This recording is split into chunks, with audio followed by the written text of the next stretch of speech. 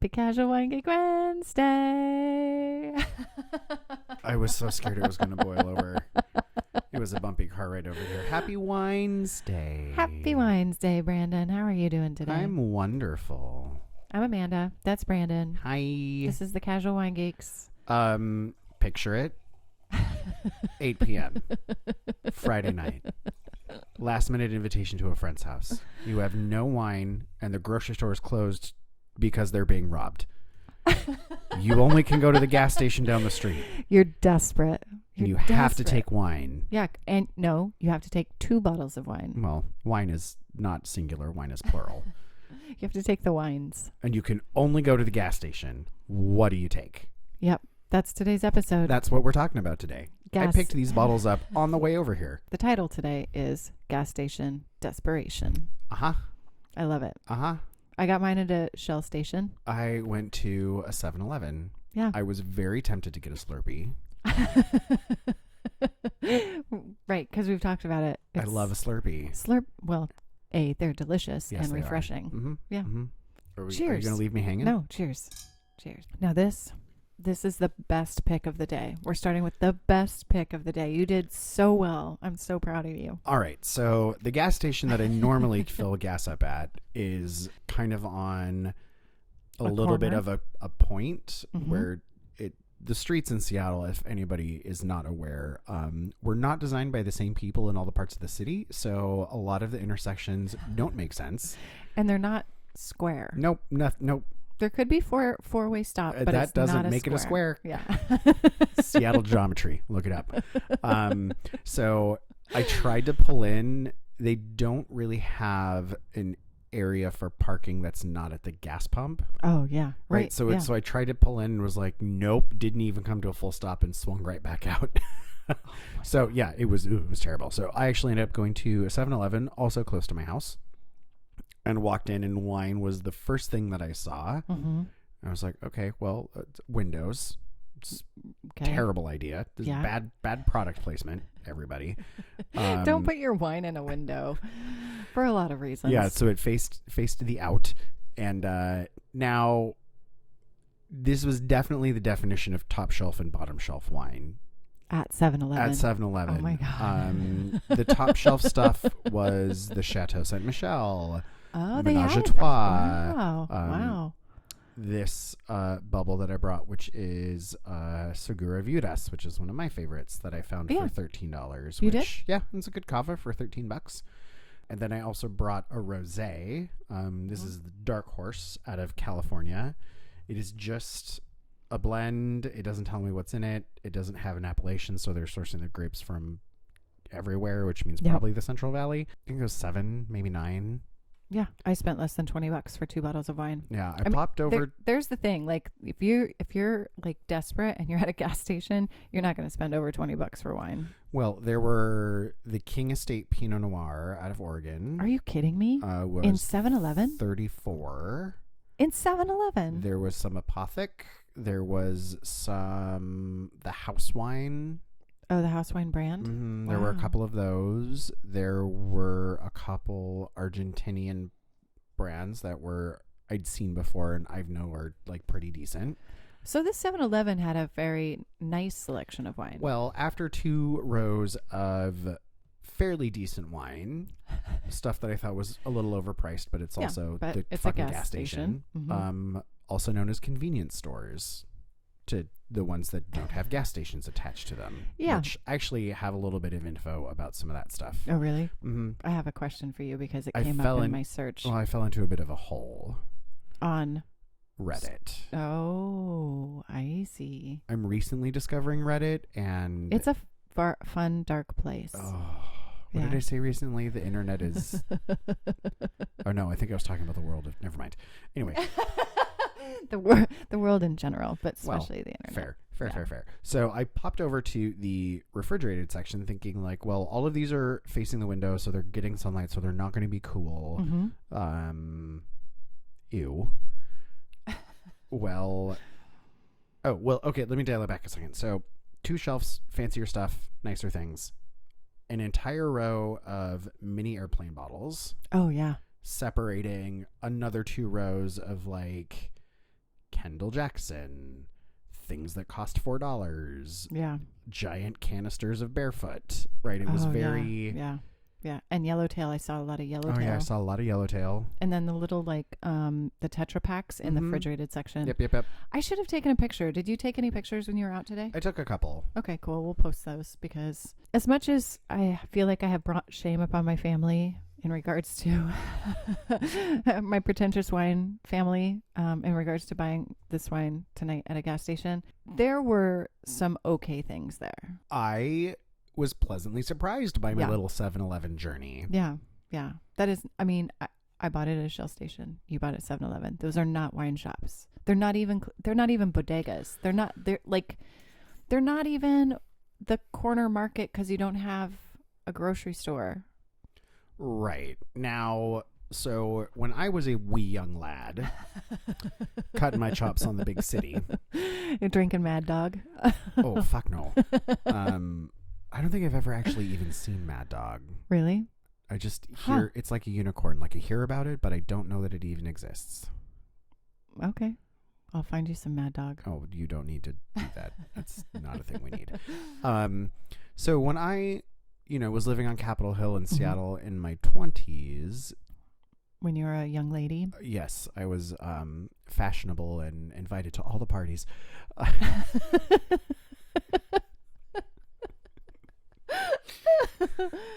No, you're not buying it? I buy it. I'm totally bought in. Well, there was... Now, I've never been to New York, so I've never been to an actual bodega, but what I would equate to being like the Seattle version, because they all have little teriyaki shops set up on the side of them. Oh. Do you know what I'm talking about? Yeah. It's just like a little convenience store. With food that you can eat. With a teriyaki shop. Yeah. Like, they're everywhere in Seattle. Yeah, they are. Like. Yeah. There was another one down the street that had like a really good fried chicken. The city market on Capitol Hill. Oh, yeah. Well, we call it the shitty market, but nonetheless. The one down on Melrose? Mm-hmm. And no, it's not Pine? Melrose. It's Olive and Olive. Bellevue. Oh, yeah. Bellevue. Yeah. A block over from Melrose, on Capitol Hill. Anyway, but those are places that we would go to get craft beer. Those are places that we would go to get pretty decent wine. And it was all the same stuff that you could find in the grocery store. You just didn't have to walk up the hill to get it. Yeah. Right. So I drank quite a lot of Argentinian Malbec when I lived on Capitol Hill because it was inexpensive and it was pretty tasty. I was looking for, and I could have swore I would be able to find this at a gas station. I was looking for anything from Portugal, like a Vino Verde or an Albarino or a Something Spanish. Something Spanish or something Argentinian or something from Chile or something from Like, I was looking for sort of those imports that come in. Right. And all I found was wine from California. That's it. I also found a lot of wine from California. Yeah. There was some stuff from New Zealand, some cheap Sauv Blancs. Oh, I did see the Yellowtail. Yellowtail was on the shelf. Oh, yeah, that doesn't really count, though. Yeah. I'm talking about stuff that's not what you would expect to see. Like, I would expect to see that at a gas station because you can also get it at a grocery store. And you can also get it, here and there and everywhere. Yeah. I was happy with the stuff that I got. I almost got a Merlot, actually, from California that was $13 that looked legit. Interesting. It looked legit. I'd be interested. Now that we've done this, I'm like, it's not so. I was really nervous. Well, I mean, so one of the things that I came across when I was researching was, so there was an article that got put out by The Stranger, one of the local regs here in Seattle. It was in May of 2017, so recent, not quite a year. Yeah, and it was about gas station that's on Rainier that essentially is a chunk of, it's like the backside of kind of Beacon Hilly. Yeah. It's called Porter's. So what they're talking about in this article is essentially that it's one of the great places to get wine in the city. Really? Yeah, it was really. Did you see that face? That was like my brain is having a hard time processing face. Yeah, okay, so I'm quoting here, and it says, just beyond the checkout is a stack of open wine boxes that are crowned by a sign that says wine specials. Avoid these. All the wine there is bad. Oak leaf, Sancho, the naked grape, cheap crap. Behind this display on the left is where you find the good stuff. On the shelf is lined with the Chateau Roc de Ségur, which is a surprisingly rich Merlot blended with Cab Sauv and Cab Franc for $5.99. Chateau La Frielle, which is a stiffer Bordeaux at $10.99. Chateau Haut Roudier, which is a Bordeaux that has a dash of the peasant's feet for $9.99. Oh, they're making a joke because it's cheap. Oh, you're terrible. It's not funny. A Vieux Pot Blanc, which is a Sauv Blanc blended with a crusty Chardonnay and a bold Uni Blanc for $6.99. All of these wines are more than drinkable. They were respectable. And so the guy who's writing this says that he often buys wine at this specific spot because he likes the roast chicken from the San Fernando, the Peruvian restaurant across the street. So one-stop shopping. Yeah. And he says mini marts and gas stations are the last place to look for wine that's drinkable. More and more local convenience stores, however, offer good range and affordable wine. Plaza Select Food near the corner of the Madison Street, near the corner of Madison and Boren.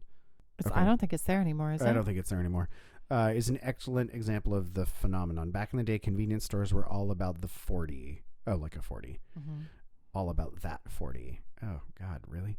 Okay. Sorry, I'm not your copy editor. I'm still reading. These days, you can find all manner of Italian, Spanish, Portuguese wines. Gas stations, for the most part, sell the same cheap old stuff. Fisheye, Yellowtail, Flip Flop, Barefoot, right? Those are things we all mentioned. Yeah. The kind of wine that you can drink only if you're very drunk. Yes. True. Very true. But I guess if you're buying gas station wine at late your grocery store is closed. Oh, that's why we drink PBR all the time. You could make a run and grab a couple, things, 24 packs and be good to go at 1:55 in the morning. Mm-hmm. Those were the days. So we're old women now. It's true. I was in bed at 8:30 last night. I'm tired. God. I hurt. I'm sleepy. Going to bed. This kava is so good. We've had this on a previous episode. Oh, it's one of my favorite things. Yeah. I love that. Now, I, at my grocery store, pay $8.99 for this. It was a fucking highway robbery at $13.99. However, one of the best things I found at the grocery store. You're going to pay more. If I find good stuff, then I'm going to drink good stuff. And we were under restrictions. Yeah. I'm going to open our second wine today, and I'm real scared. I'm sorry. Now shame in a Shell station. That was my day. I don't know if this is gonna pop. Oh, hold on. It's a screw top bubble. Wait, it's a screw top pop bubble, isn't it? Oh, just keep going. Oh, God. Just keep going. That's it. It is a screw top. I told you. I've opened many of those because I was once a very poor college student. And I didn't know any better. Honey. It's true. Have you had this before? This is Andre Brut Rosé. It's out of California. It's a sparkling rosé. We didn't know better, and it was Pride, and I was in my early 20s, and it was cheap. We were drinking it to get drunk. Although we probably had to drink a lot of it because I feel like that wine is not very boozy. Yeah. 9.5%. Yeah. Chill well before opening. Mm-hmm. Andre California champagne, crisp with notes of cranberry and raspberry. So when you told me that this is what you had, don't ever buy this ever. Oh God! That is God! Why? Awful. That is awful. That is truly. I'm sorry, Andre. No, don't be sorry. This is a terrible product. I think this is the first wine that we will actually dump out. Yeah, I'm not tonight. Of all the bottles, you little glass of what claims to be California champagne, sit over there and you think about what you've done. Go back to that cava. You have brought shame upon the Bubble family. Shame upon the family that is the House of Bubble. So when you told me that this is what you had, mm-hmm. You're like, oh, I got a bottle of, because I was like, all they had in the refrigerated section was Andre Extra Dry, and you were like, and your face just went kind of wide-eyed a little bit, and you're like, but I brought Andre. It's like, oh, well, as long as it's not the Cold Duck. I don't think this is any better. Oh, this is better than Cold Duck. Really? Yeah. Really? Yeah. I've never tried We Cold were Duck. really, really desperate, and it's all they had at the grocery store one year. Mm-hmm. Still a bad idea. It was a terrible idea. But none of us finished it. Yeah, this, Andre, you win the prize. You win the prize. I'm sorry. I don't mean to talk poorly about Andre. Andre, where's our little lamb? Andre. No? No. Project Runway? I don't, Anybody? I've never seen, maybe. Oh, There's got to be people that Santino. I've never seen it. If any of my people are listening, we used to go to Cafe Fair on Capitol Hill and watch Project Runway. The fabulous owner, Miss Alicia Johnson. It was this great like art space, music space, hangout. I threw a couple birthday parties there, but this is where I found it. She would do Project Runway and, for free, but have bottles of bubbles for like $10, $12. So we'd all gather like once a week as a community and sit and watch Project Runway. Anyway, one of the contestants, Andre Santino Rice, was making fun of him one day because he always was like disappearing. Andre, where's Andre?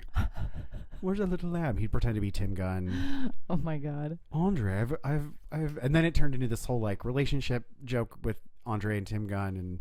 But Andre, I have a gift certificate to Red Lobster, Andre. And anyway. On and on.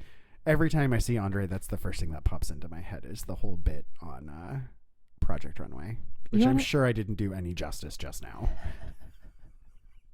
Sorry. Hashtag not sorry. You want to know why I bought this, Andre? Because you're a glutton for punishment? Yes, because you're exactly right. You're exactly right. I have no need to explain anything. I bought it because it was California champagne on the label. Yes, it's California champagne. It's a brut rosé, and I always say, like, if you're going to bring something to a party, bring a rosé, bring a sparkling rosé, right? This was a bad idea. This is a bad idea. I was like, brut, it can't be that sweet because it has to live within the sweetness levels. That thing is like a Moscato d'Asti. That thing is sweet. And it just says, Sweet. It does say the Charmant method on the front. So it says the Charmant method sparkling wine, secondary fermentation before bottling. We're going to talk about that next week with Lambrusco. Oh, we are. That's right. We're doing Lambrusco next week. Yeah. Andre, not so good. I mean, so how much was it? $5.99? Yeah. You're paying for juice. That's juice with a screw top. Yeah, it is. You're right. I would not recommend this for our listeners if you're in gas station desperation So mode. you want me to get a couple bottles of this with straws for when we're on the train in a couple weeks? Oh my God, the train. We get to ride a train. So we are on, or what do we call this? Our international. This is our international tour. Our international tour. We're going to tour. Vancouver, up in British Columbia in Canada, for the International Wine Festival. Yeah, we're going to be there. It's going to be so amazing. Yeah, I'm really excited. We're going to have all sorts of really awesome stuff because I've been on a buying binge. Hey, no one's mad about it. But we're going to give out stickers, towels, business cards, obviously, coasters, and temporary tattoos. We're going to drink everything. We're going to meet people. Well, maybe not everything because there's like 700 wineries that are going to be there. Hey, listen, I'm a professional. Oh. I could do that. I could definitely do that. I've definitely been at, so this is, if you've ever been to a tasting like Taste Washington or Taste Oregon or the big ones. Or any of the big get-togethers. That's what we're going to is the tasting, but there's classes and there's seminars and there's food and wine pairing and it's international. And what's the theme this year? Because I'm super excited. So the theme this year is Spain and Portugal. And then in addition to a different sort of global focus, they also do kind of a style focus. So there's going to be a bunch of ports, sherries, stuff like that. So it should be a pretty fun day. Yeah, so we're taking the train. Yeah, thanks, Amtrak. Up and stomp around for the weekend. And take pictures and maybe I'll take the Casual Wine Geeks International, yo. Yeah, we might do a little recording. We might do a little shout out on the interwebs. Oh, that'll be fun. I'm really super excited. Maybe we'll do a little Facebook Live thing. Yeah. Only of us just walking in. We're not going to do it the whole time because I hate those people. I don't care. So and so is live. Don't care. Anyway, International Wine Festival, Vancouver, BC. It's the beginning of March. Look them up. I think there's still tickets available for a couple of the events. And that's where so in addition to the trade tasting that we're going to, that's for industry folk, there is a public tasting. So you can go. It's in the evening. The trade tasting is fun, though, because it's all during the day. And it's at the convention center, which is beautiful and gorgeous. And so you have these really awesome views of the harbor. I love Vancouver. It's one of my favorite cities on the face of the planet. I've never been. It's going to be so much fun. Oh, that's right. You've never been there. Yeah, I've and never we're been. taking the train. Yeah. We'll have champagne on the train, like the classy folk we are. Yeah, absolutely. Oh, we weren't on a train together in Europe, were we? Nope. Mm-mm. We never shared a train. This will be our first train ride. It'll be our that's first right. like international tour. I love a train. I hate trains in the United States. After being on trains in Europe. Yeah, for sure. Or I've also heard people compare it to trains in Tokyo. Yes, absolutely. Right? Like things that function with purpose. On time, very quickly. The food on the trains in Europe was so good. Delicious. And so inexpensive. Mm-hmm. We had 2 glasses of wine and we split a sandwich and it was 10 euros. And I bet the wine was better than this, Andre. It was so good. It was so good. So that kind of this whole concept kind of got me thinking about convenience store versus gas station versus grocery store. So there was a whole. So I typed in, gas station wine into the Google machine, and it brought me to a Reddit thread that was actually kind of interesting. A guy posted a question saying, "This is a fun game my friends and I like to play. We've all been there. You're jonesing for some wine, and the only place that's available at the moment is the gas station and or generic grocery store down the street. What do you pick out?" He's like, I have some reliable standbys that can be quite decent, but what are yours?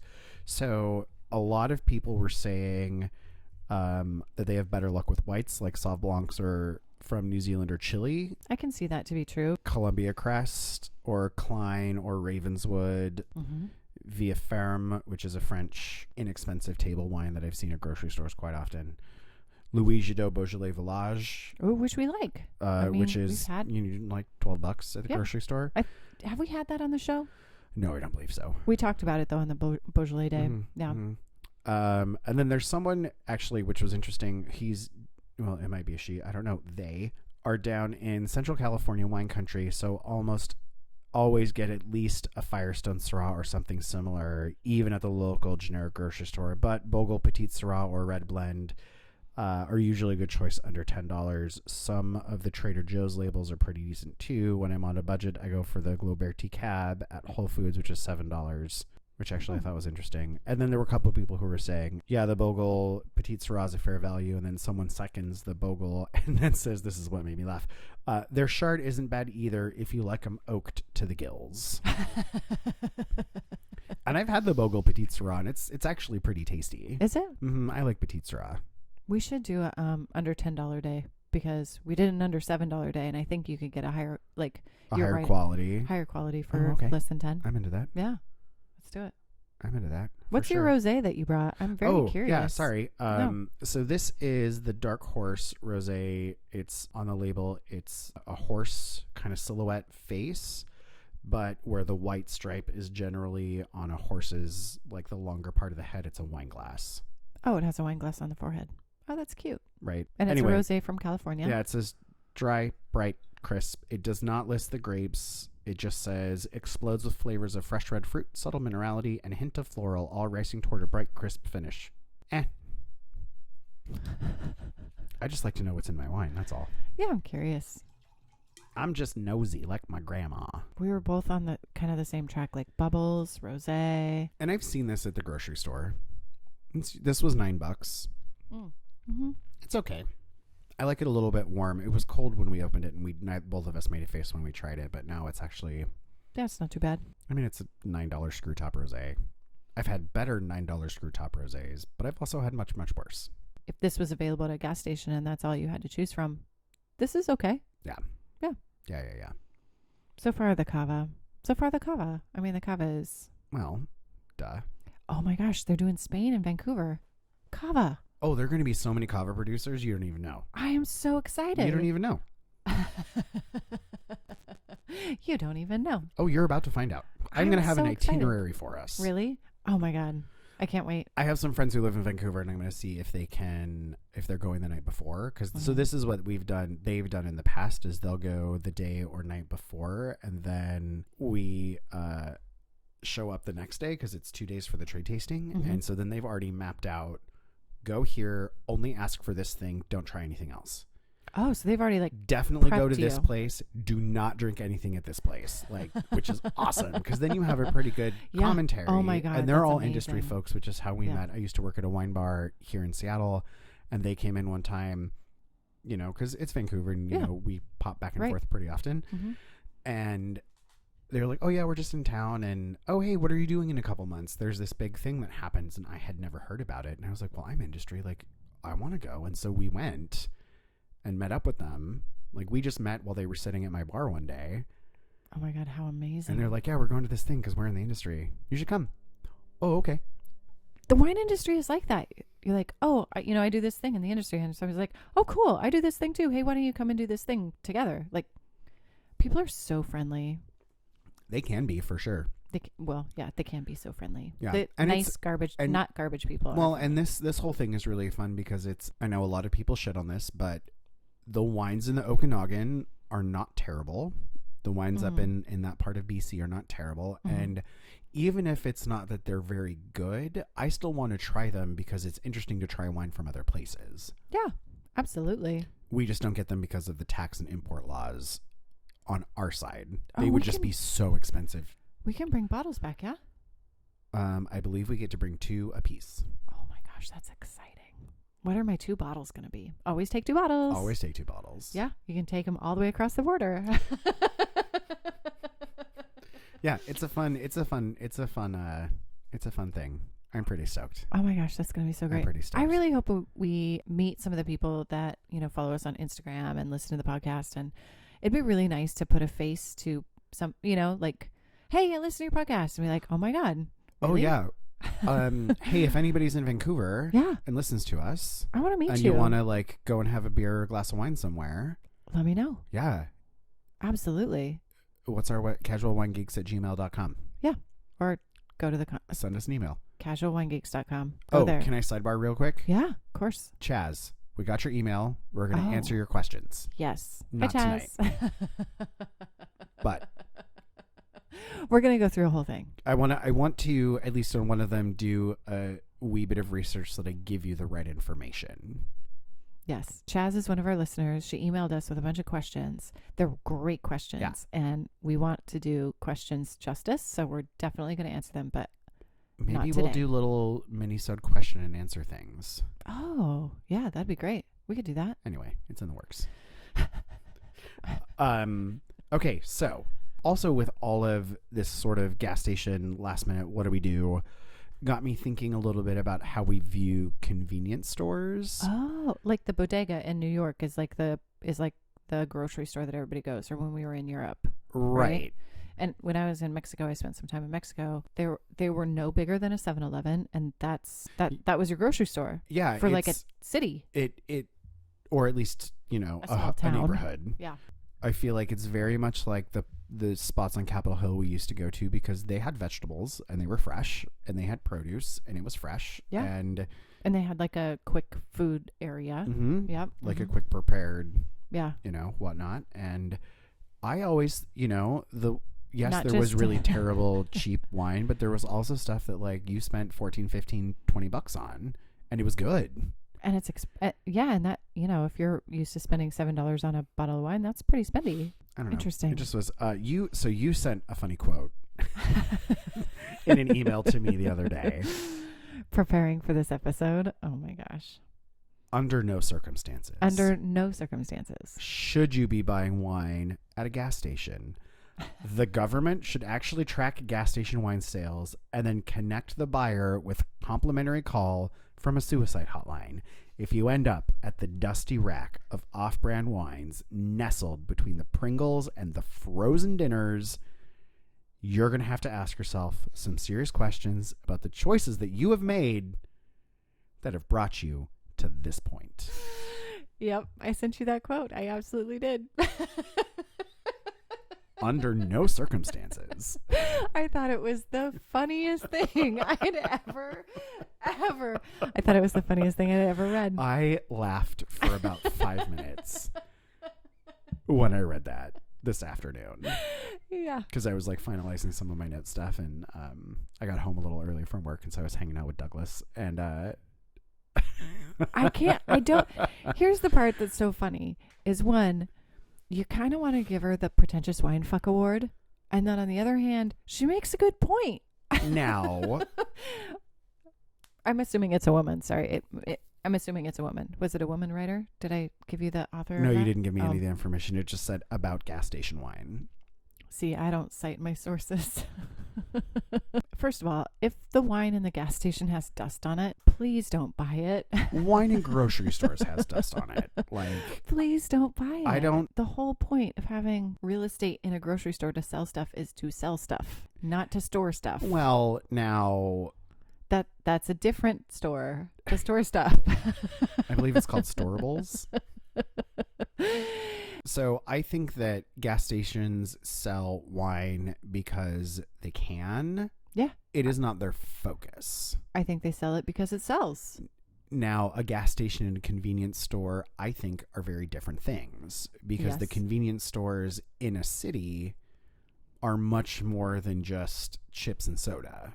Yeah, they are convenient grocery stores. Right. Yeah. Mm-hmm. And I lived by quite a lot of them, and that's where I did a lot of my shopping. Yeah. I live in a food desert, and a lot of people live in food deserts, and that means there's not a grocery store within a mile or 2 miles or something like that. And if I didn't have a car, getting groceries would be very difficult. But a mile up the road, which is the closest place I could get groceries, is just like a little kind of a bodega. It has fresh vegetables. Next door is a roasted like corn place, and then right next to that is like it's like a 7-Eleven, but it's tiny and it's independently owned. Huh.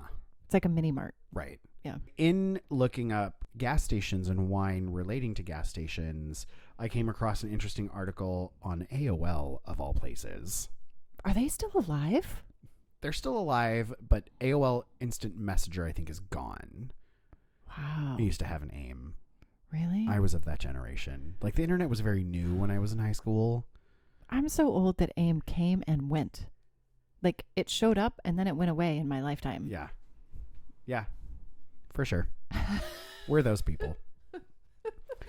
Wow. So the article states that as states across the country begin to legalize marijuana, we here at AOL thought it would be a good idea to take a look at the liquor laws around the nation.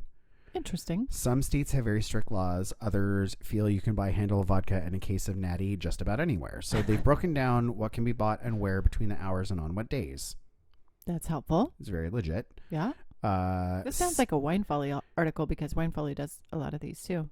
Yes, and so it was a slideshow. So it was like, Mm. click the thing, move the thing. Very obnoxious. I did not appreciate the setup. If you have a list on a It was website, not fucking like- make a list. Don't make a slideshow. Yeah. Just make a list. You could see it as a list, but then it was only lists of the photos, not. That's it was bullshit. Bad planning.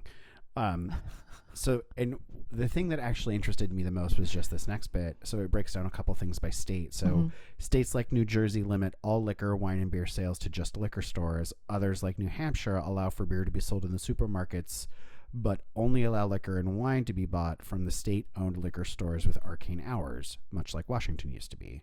Right. Now, Illinois allows wine, beer, and liquor to be sold everywhere, even at pharmacies. Wine, beer, liquor, same places, doesn't matter. It's not state-run. It's not like Washington used to be. Illinois. Yeah, Chicago. I love Chicago. I've never been. Oh, that was the place I saw white girl wine. Boo. Or white girl rosé. White girl rosé. Yeah, it was not less than delightful. So here was the thing that was interesting was New York allows for beer sales in supermarkets, delis, and gas stations. Liquor and wine can only be bought in liquor stores, but no establishment can serve any alcohol between 4 a.m. and 12 p.m. on Sunday mornings. So, because your ass needs to be in church. I suppose. Is it a Catholic state? I don't know. 4 a.m. and 12 p.m. That's like 4 a.m. to noon. You can't have alcohol on a Sunday morning. You need to be praying. I mean, maybe clearly it's not a Catholic state, because before we went to Mass on Easter morning, you better bet that there were mimosas. Not sorry about it. So the thing that I thought was interesting, especially about this bit, was specifically the fact that they say supermarkets, delis, and gas stations. So gas stations are... They separate it out. It's not just liquor stores and supermarkets. So someone else I saw on the internet in talking about this concept was like, the problem is the neighborhood I live in, I can't get beer because it's only sold at gas stations in my neighborhood, and all the gas stations are dying out. So convenience stores aren't, I guess, labeled the same as gas stations. Wow. Wherever this person lived. I didn't. Well, a gas station has gas. A convenience store doesn't, right? I mean, that would be my... Right. A gas station is a convenience store, but a convenience store isn't a gas station. Yeah. Or maybe they're not even the same thing at all ever, period, the end. I don't know. That's so weird. Yeah, so he was saying I'm like just, this like, totally this confused. specific way that they cite the law Yeah. is frustrating because gas stations are closing because they're not economically viable in my neighborhood anymore. That's so amazing. Yeah, I came across some really interesting things when I was trying to just be like, Wow. what the fuck am I going to talk about today? We're just talking about gas stations. I fell into a hole on the internet about gas station stuff. It was really interesting. I found some charts Pictures? about the uptick of people shopping at convenience stores for wine. Really? Yeah, I couldn't figure out how to copy the chart onto my notes. So That's okay. the number of people who bought wine at a convenience store within the last 30 days in the United States from spring 2008 to spring 2017 in millions. What? This is the graph I couldn't get to figure out how to copy. I can do it. Okay. No problem. I'm sure my husband could too because he knows everything. But I mean, you can clearly see that it's a pretty solid rise. Yeah, it is a solid rise. I mean, it's an interesting graph, and I would like to post it. And so the description says, this statistic illustrates the number of wine buyers at a convenience store within the last 30 days in the United States. So it says exactly what I said earlier. Yeah. That's incredible. Right? Wow. Right?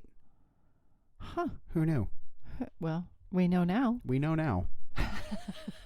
Now we know. All from Gas Station Desperation. Do you think Yeah. that there's that many people out there that are just like, I need to buy wine at my gas station? It said convenience store, Yeah. Well, right? Well, people could be actually shopping for food. Well, and so it also made me think about the one person in the Reddit article who was like, I live in the middle of wine country. Yes, gas stations have good wine. Convenience stores have good wine because there's good wine in abundance all around us. Oh, yeah. Right. So you think about, the couple gas stations that I've been to recently, a lot of the wine was cheap Washington wine because we have cheap Washington wine around us in abundance. Mm-hmm. Mm-hmm. And so I feel like it really dictates like where you are, dictates your accessibility and what type of stuff gets distributed to your area. This is so fascinating. If you're in to New me. Mexico, maybe not. Maybe your wine at the gas station doesn't exist because the laws in your state say you can't. Tell me what... What the fuck do you do if you're on your way to a dinner party then? Serve room temperature water? Ugh. For shame. What kind of dinner party is this? I want to see the wine in gas stations. I want people to send me a picture of what, like, go into your gas station. You're getting gas? Go inside, take a picture of the wine aisle. I want to see, like, I'm so curious about other people, how they live, where they are, what's on the shelves of their grocery store. I'm so curious. One of the other things that I found on the Reddit thread that I was reading, one person said, where I live, alcohol sale is legal on the brewery winery premise. Okay. And at the state-owned liquor stores. Where I used to live, grocery were restricted to wines bottled locally, normally from imported bulk wine like Barefoot or Yellowtail. Not Barefoot, but Yellowtail. Not sold in the state-owned liquor store. So I believe that the local wineries also have a distillery license and a still. This is not a sign of quality unless they make mark or something similar from Pomace. Oh, maybe this person doesn't live in the United States. Now that I'm reading the way a lot of that read.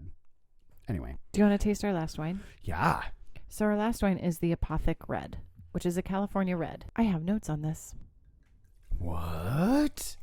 Oh, yeah. I even know who the winemaker is. Are you serious? Yeah. I feel like with Apothic, you wouldn't be able... Well, I mean, they're pretty big. They are pretty big. They have big distribution. This was the nicest bottle I could find in the Shell station. And I was surprised to find it. It's a California red. I think I put on my notes. I'd have to double check, but I think it's a blend of Zinfandel, Merlot, Syrah, Cab Sauv. It's a female winemaker, and her name is Debbie Jurgensen. Hi, Debbie. Yeah, female winemaker, Apothic I Red. hope I pronounced that right, Debbie. It's like Jue. Mm-hmm. Yeah. Jurgensen. I would imagine that you did it correctly. I'm not Nordic. I'm just short and a hobbit. So I went to their website and I was surprised at the things that I found. Now, This smells like cocoa. I don't usually do a lot of research on the wine, but This smells like fake raspberry puree. I know you can get this at Costco, and I used to drink this a lot. It smells like espresso powder. This smells sweet as fuck. Yeah, this is a winemaker's blend, and it does smell sweet as fuck, and I have a feeling it is very sweet red California wine. It tastes like cocoa flavored marshmallows. Not bad. With, you know how when you eat a couple marshmallows and they're kind of powdery and it kind of coats the inside of your mouth? Cocoa flavored cheap jet puffed marshmallows. I think that is a very fair assessment. Not bad, but maybe not what you should be drinking every day. It is very sweet. It's very sweet. Now, I knew that this was going to be sweet before I even opened it today, because on Apothic Red's website, they use this wine in mixed drinks. They have recipes for mixed drinks on their website for their wine. Which you sent me notes on. So the first of them, the Sweet Shadow, is 1.5 ounces of Apothic Red, 3/4 of an ounce of bourbon whiskey, 1 teaspoon of cocoa syrup, and 2 muddled blackberries. What do you think that would taste like? Terrible. I think it would taste like dessert. It would taste like a bourbon berry dessert. Now, agreed? Yes. Blackberry, bourbon. What else was in it? Syrup. Cocoa syrup. And Apothic Red. Yeah. So you have like a chocolatey, blackberry-y, syrupy. Well, then you have bourbon. The bastardization of all bastardizations. For the second drink. Ugh, this just hurts my soul. Okay, so this is the Red Moon over Manhattan. Mm-hmm. 2 ounces of Apothic Red. Mm-hmm. 1/2 ounce of bourbon. Mm-hmm. 1/2 ounce of simple. What the fuck? Mix, shake, simple pour. Syrup. Yeah, simple syrup. What the fuck is simple syrup? No. That was just my reaction. So mix, shake, pour. Garnish with orange peel and 3 cherries. I'm guessing they're probably using the bleached and recolored maraschinos. Mm-hmm. Mm-hmm. Don't eat those. They're mutant cherries sent from Satan himself. So 2 ounces of wine, 1/2 ounce of bourbon, 1/2 ounce of simple syrup.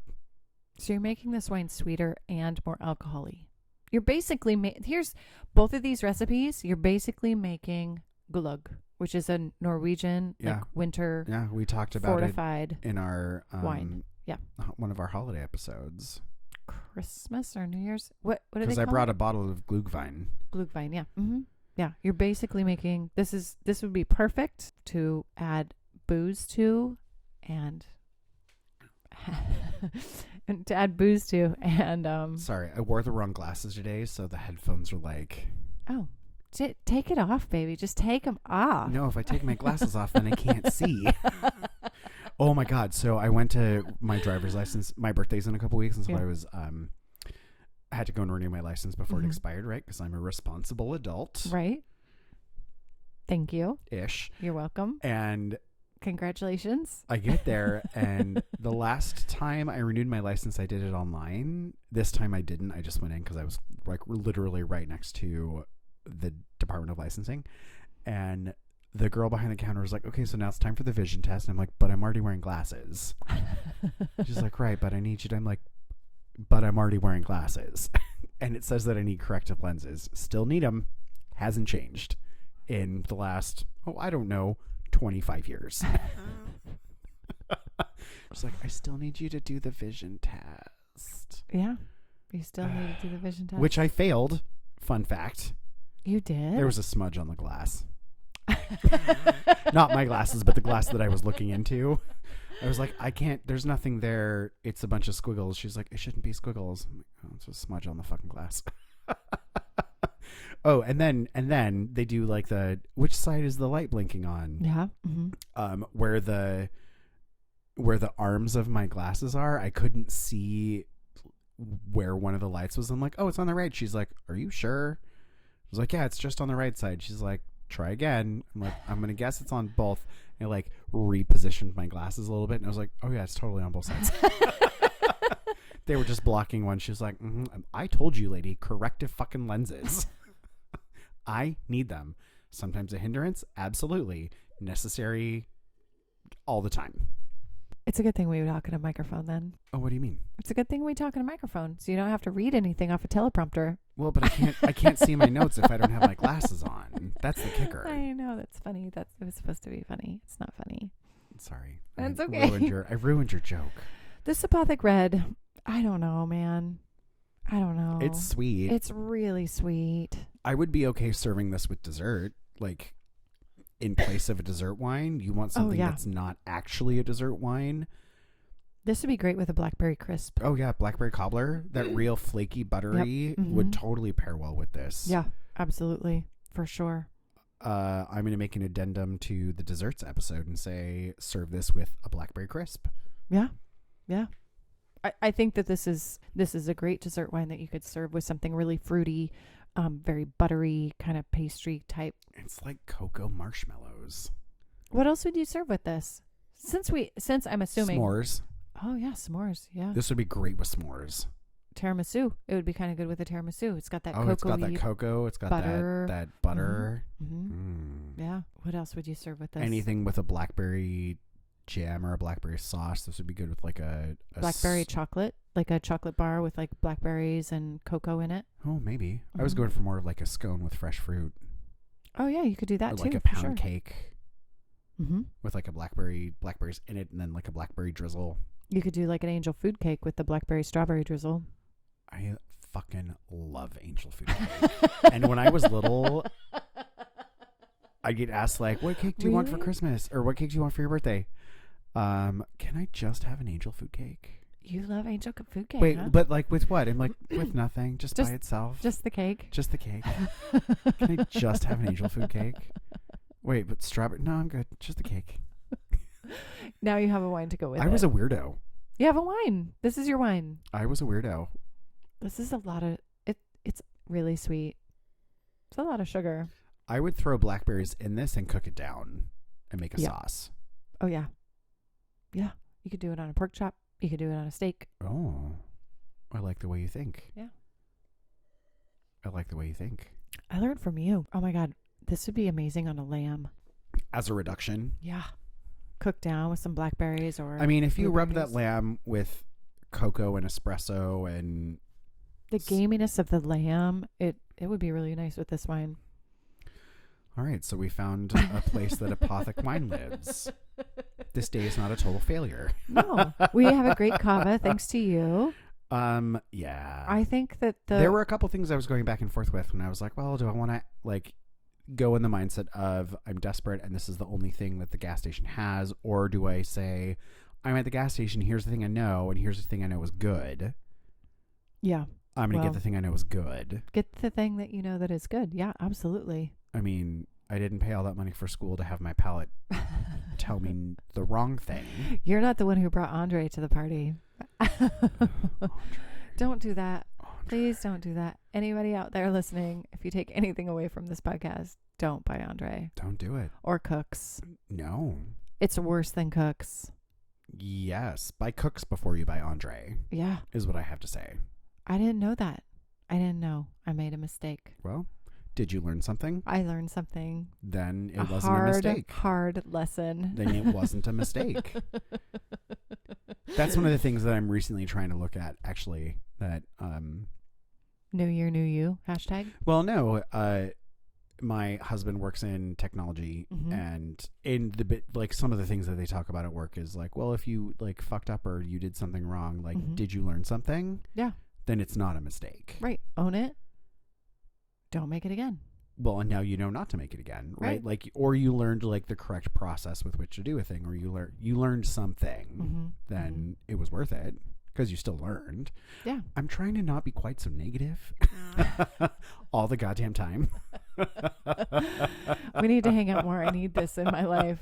I'm really. Oh my God. I think going to bed at 8:30 helps me get some sleep. Yeah, and I need it. you know, all the things. Can I close with one fun story? Absolutely. Which I was reading this thing. So I typed in gas station wine into Google.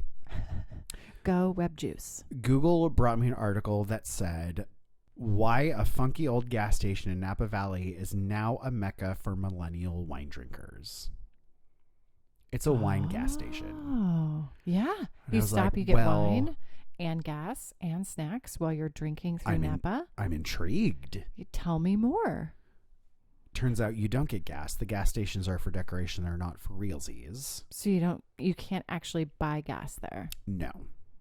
However, I bet they have wine. They do, because it's a winery that is a former gas station from the 1930s. What? That has all the original chrome.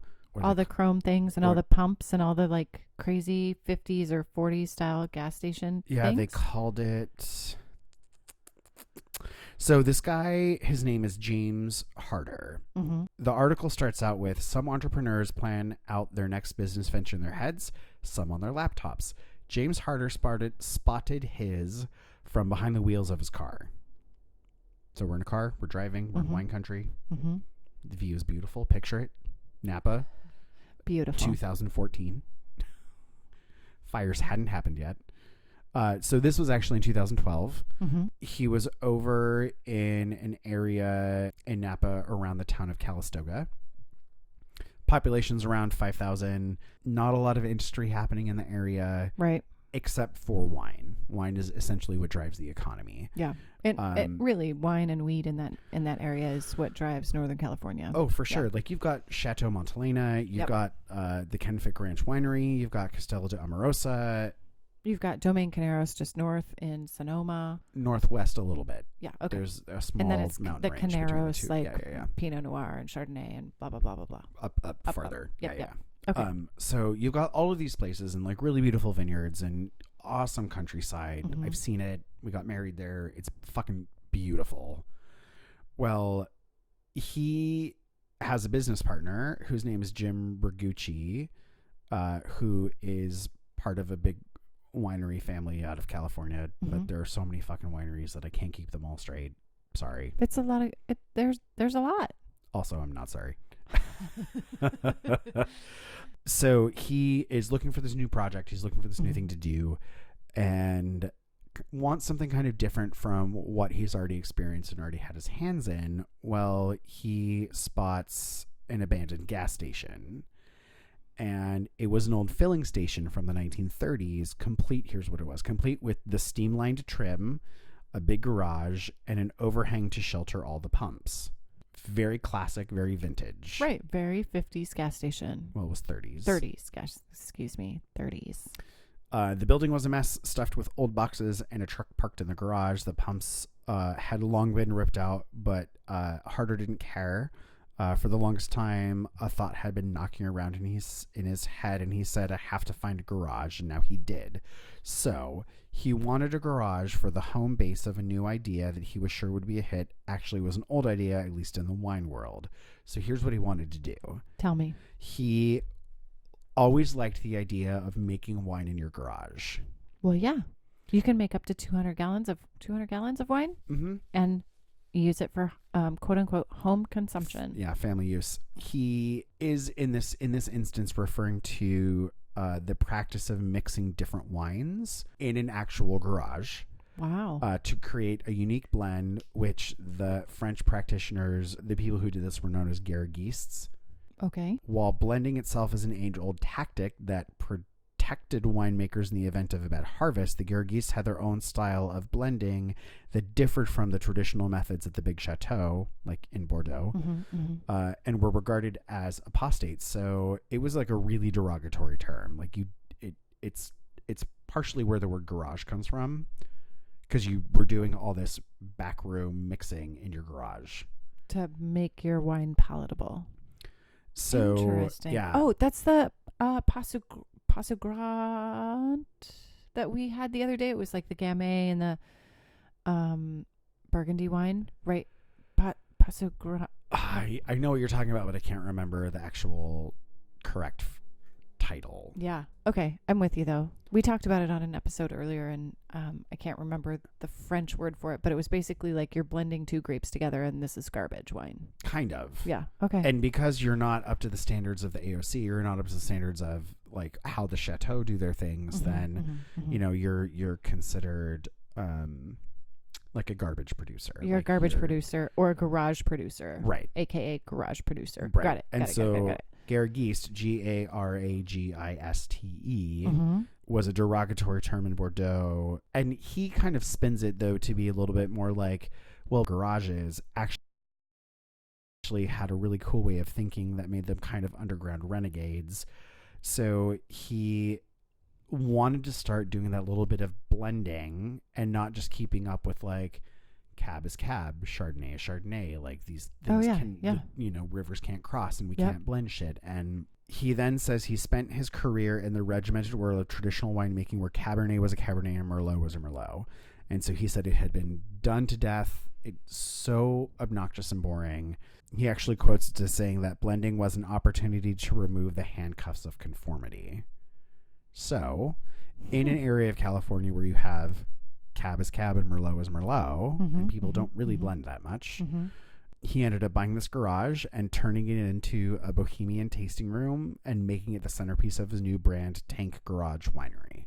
Tank Garage Winery. Interesting. I'd like to taste some of his wine. Yeah, so they opened in May of 2014, and they would sell one-offs, sometimes online, but mostly inside the old filling station that he had redone, that he bought. It's not a big brand. It's not going to threaten any local competitors. It's not going to likely get picked up by anybody. It was very local focused. It was very like, we're going to make 250 cases of this thing, and then we're going to sell it. Yep. And then once it's gone, it's gone. And then we're going to maybe make 100 of this other thing. So what actually ended up happening is, are you very excited for this bit? Because it's very exciting. I'm like super curious. I want to go down and visit this person. They devote themselves to the art of blending. They're really, really all about blending wine. Don Perignon was really into blending wine. That was his whole thing, right? Yeah. Yeah. Yeah. Well, they take the sort of hybrid approach. They do ferment and bottle their own stuff, but essentially the grape is outsourced. So the grapes are not California grapes all the time. Oh, they get grapes from other places in the world. So he surveys the world's grape producing areas, locally in California, but also places like Mexico and Spain, where he can find like really unique varietals and growers that are willing to sell them. So he'll go somewhere and, I really like this thing from this area. Will you sell me a couple tons? And have it shipped. To Napa, where I will then make wine out of it. And they're doing fermentation in a lot of different ways. They're kind of pushing the envelope in terms of how they make their wine. Yeah. And they're still in business. It's fascinating. Yeah. And they've been talked about in a lot of different areas and a lot of different medias. I think it's actually kind of really fascinating. So his winemaker, Bertrus van Zyl, will just start blending things. And just start playing with percentages and what about this and a little bit of that and how about this thing. And I want to go down and visit him. Yeah, it's a process that's a lot of trial and error. Well, yeah, of course. And asked if he'd ever concocted something truly awful. He said yes more than once. One time they made 180 cases disappear. What? Yeah, well, you got to pour it down the drain. I mean, report it on your fucking taxes or the TTB will be after you. Yeah. And then when they come up with a blend that they like, it goes into production. The batches are small, sometimes 250 cases, but often fewer. And no matter how good it is, they won't make any more of it. So if we make 250 cases, there are only 250 cases and there will never be this blend again. Yeah, they're one-offs. Interesting. Yeah, he says once it's done, it's done. It's like writing a song or a poem. No, because you could play that song or read that poem from now until eternity. Or with how wine, about it is different. It's like seeing that song performed live. You'll only ever have that experience one time. By that, I don't know, maybe. No, it's like so crazy. You can only put a stone in the same river once. Yeah, you can't put your hand in a bucket of water and pull it out fast enough that it doesn't get a little bit wet. That's so crazy to me. This is why I love wine. Well, one of the other things they do in addition to the fact that all of their stuff is very limited quantity, which I think is smart, because if something is scarce, then you can jack your price up to whatever you want. Scarcity equals cool to a lot of people. Yeah. Then you're like entering cult wine status. Yeah. So in addition to a lot of those things happening, they have limited time only feel to a lot of their bottles and their labels specifically. So here's a bit. So the label motifs have little to do with the wine itself. There's not a correlation between the art and the wine. They don't overthink it. If it looks cool, then they'll run it. However, this is, now I'm quoting, reached the apogee of bottle design earlier this month with the release of Chrome Dreams, a Napa Valley Red, which is 87% Cabernet Sauvignon, 8% Cabernet Franc, 5% Petite Syrah. The company calls our love letter to classic automobiles from the United States, classic American automobiles. So the bottle is chrome. Oh, this is the chrome bottle you're talking about in like the early episode, right? Right. Here's the golden thread. Oh my God. Here's the golden thread. So it's it was like the second or third episode we were talking about the most expensive bottles. Yeah. Remember earlier, and I was like, I have a story. Are you ready for a story? Yes. This is it. Story. This is it. The bottle is chrome, which is a purported first in the glass industry, and adorned with a winged wheel just below the shoulders, shining bright as a Harley's exhaust pipe. The bottle captures the iconic curve and textures of a classic American metalwork. According to the company, limited 500 cases. Chrome Dreams goes for $75 a bottle. That's crazy. Yeah, this whole article I thought was like, well, it's not actually a gas station, but it's still a gas station, but the pumps don't work, but they still are. But it was a gas station. Well, it's the 19th, so they refurbished the whole outside and it's all been redone. I've seen the pictures where the gas pumps are like original 1930s yeah, style. It's like there's like a beautiful powder blue. Everything is this really gorgeous chrome. Yeah, I just thought it was a really. Then they go on to talk about millennials and wine buying, and I don't care. That's a different episode. The only thing I actually highlighted about millennials in this article was they're speaking to an eager audience. According to a 2016 study from the Wine Market Council, a not-for-profit association of growers, producers, importers, and retailers, millennials drink 42% of all the wine consumed in America, 159 million cases. Holy shit. That's so much. In 2016. Wow. 159 million cases. Millennials now make up a majority share, which is 36% of wine drinkers out there, edging out the boomers by 2 percentage points. As wine consumers, millennials have become such a force that earlier this summer, Goldman Sachs downgraded 2 leading beer company stocks in part because millennials like to drink wine more than beer. Congratulations. I mean, to the wine industry. Well, and so how it ties into this specific winery and their shtick, and it's marketing is a lot of it. Yeah, like, of course. It's all marketing. We like a thing that's scarce. But I kind of don't buy it because I feel like older generations who collect wine, you collect a thing because it's scarce. Right. You collect a thing because this famous chateau only put out 100 bottles, or this really famous bodega in Spain only put out whatever it 200 cases, or what the fuck ever. So I feel like using the it's scarce is what draws millennials is a bit fluff. Yeah. Because I think you can make the case for almost anybody who collects wine, regardless of the generation. True. And what is it? Like most wine is purchased within, like they're going to consume it within 2 hours. Yeah. That's gas station wine. Right. So maybe his stuff is not meant to be saved. Maybe that's a little bit more like we only made a little bit of it. Get it now and drink it now. And I can't imagine. Yeah. Who knows, man? Let's go on a road trip. Can we go there? I still want to go see it. I'm still super curious. I want to taste the wine. So that was my fun, super cool article I found about gas station. I mean, it's kind of ties in. It totally ties in. You golden thread the whole Used to be thing. a gas station. Now it's a winery doing awesome stuff, blending awesome stuff, and kind of pushing the envelope in terms of. They did the chrome bottle, which we talked about on like our second or third or fourth episode, like real early on. Nice work. Hey, thanks. Cheers. Sometimes I do some good research. I love it. I love it. Sometimes I actually hit the mark. I love it. Well, I brought 2 bottles. Did you bring 2 bottles? I brought 2 desperate bottles. What did we learn today? Sometimes you can find a good thing at a gas station. We also learned always take 2 bottles because each of us brought one like pretty okay bottle, and then the other bottle was like, Yeah. You You can't expect to hit the mark 100% of the time. Right. But you can 50% of the time. Go for 50. Thanks for listening. Thank you. And always take 2 bottles. Cheers. Ciao. Bye-bye.